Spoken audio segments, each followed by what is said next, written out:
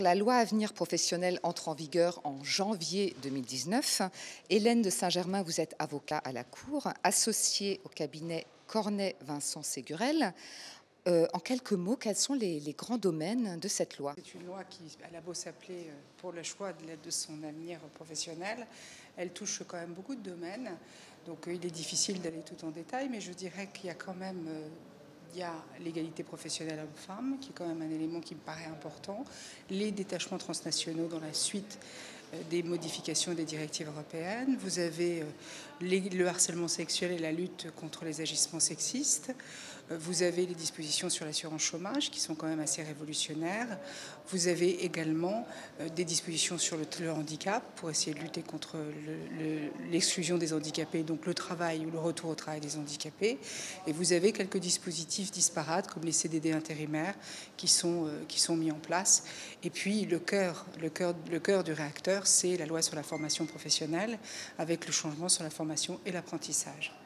Alors parmi tous ces domaines, quels sont ceux qui, d'après vous, vont être le plus intéressants, façon de parler, mais voilà, vont être le plus saillants? Alors je pense que pour les entreprises, l'égalité ou la recherche de l'égalité homme-femme est essentielle, puisqu'on a un dispositif aujourd'hui où véritablement le gouvernement veut atteindre et obtenir des résultats, puisqu'il y a des obligations de résultats en termes de réduction, de suppression des écarts de salaire entre les hommes et les femmes, qui vient s'ajouter au dispositif connu des accords et des plans d'égalité professionnelle.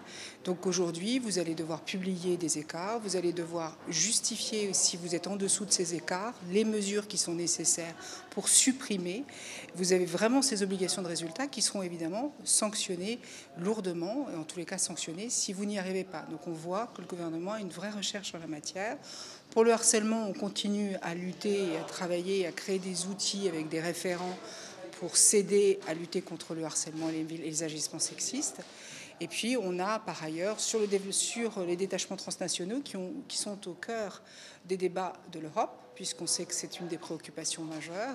Eh bien, on voit que le gouvernement applique la carotte et le bâton, on va assouplir certains dispositifs et en contrepartie, on double les sanctions. Et ça, ce sont des éléments qui sont très importants pour les entreprises, surtout qu'on devient des entreprises quand même qui dépassent le niveau national et on a des exigences et des obligations à satisfaire. Et donc, il va falloir être vigilant sur les dispositifs qui sont mis en place parce que sans cela, les sanctions seront effectivement rudes pour les entreprises et pour les clients des entreprises. Maintenant, je vais laisser la parole pour le cœur du réacteur à celui qui connaît la formation et la formation professionnelle.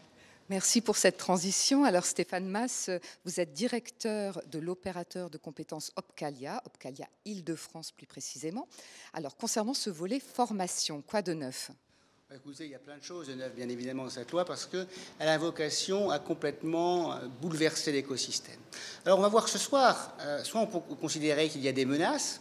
En effet, c'est la fin de l'intermédiation du CPF, c'est la fin de la période de professionnalisation, c'est aussi certainement le réfléchage des fonds des grandes entreprises vers les PME pour la formation professionnelle, vers le PIC, le plan d'investissement en compétences, et les demandeurs d'emploi.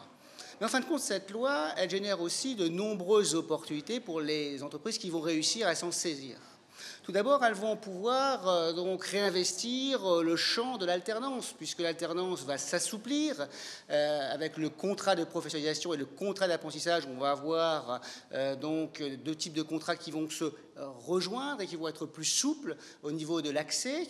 Mais c'est aussi donc la Pro-A qui va remplacer la période de professionnalisation qui peut représenter un intérêt pour les entreprises. Et puis, il va falloir aussi revisiter l'ensemble des dispositifs. Moi, je pense notamment au contrat de professionnalisation en expérimentation pendant 3 ans qui va assouplir grandement, notamment la formation qui va pouvoir s'adapter totalement aux besoins de l'entreprise. Mais c'est aussi, pourquoi pas, parlons du VIE qui a vocation, là encore, à pouvoir permettre à des jeunes de partir à l'étranger et soutenir les politiques de développement commercial. Vous voyez que cette loi, par l'ensemble de ces dispositifs, peut être une vraie opportunité et le rôle d'un OPCO va être bien évidemment, là encore, d'accompagner ces entreprises dans cette nouvelle construction de cette société de compétences qu'on attend parce que, bien évidemment, ces changements demandent de nouvelles expertises.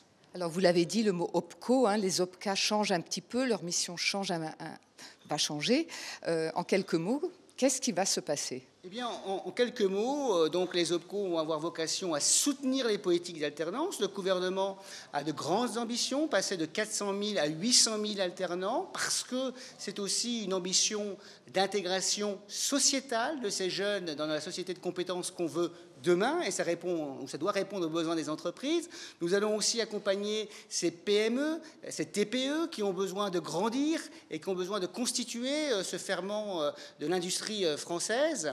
Et nous allons donc les accompagner dans leur GPEC et dans la création de compétences, et puis aussi ces branches qui prennent aussi leur destin en main, et on accompagnera ces branches sur la gestion prévisionnelle des emplois et des compétences, important parce que, là encore, on va devoir être en capacité de bien coller les besoins des entreprises et les formations pour que demain, on puisse avoir, dans le cadre des grandes mutations qui donc sont des mutations notamment liées au numérique, on va devoir créer les compétences dont notre société et nos entreprises ont besoin.